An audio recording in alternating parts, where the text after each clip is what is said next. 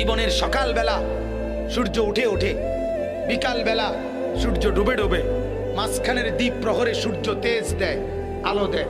ঠিক জিন্দিগির প্রথম বেলা মায়ের পেট থেকে বের হওয়ার পর দুর্বল, এ সময় তো মাত্র সবল হইতে হইতে সবল হয়, আবার কিছুদিনের মধ্যেই আবার সবল দুর্বল হইয়া বৃদ্ধ হইয়া যায়। মাঝখানের টাইম তো অল্প কয়দিন, দ্বীপ প্রহর। এই সময় যদি আলো না ছড়ায়, এই সময় যদি তেজ না থাকে, এই সময় যদি আখলাক না থাকে, তো কখন সে কিছু করবে? বলেন আমারে, বলেন মিয়া। আজ উনি চেষ্টা করলে, এই চাচা আজকে চেষ্টা করলে 200 রাকাত নামাজ একবারে রাত্রেবেলা পারবো পড়তে? পারবেন? কুলাইবেন আপনি শরীরে? কিন্তু এক যুবক চাইলে পারবে না? কথা বলেন না কেন? একটা 18 বছরের ছেলে এখন চেষ্টা করলে সারা রাত এই মসজিদে নফল নামাজ পড়তে পারবে না?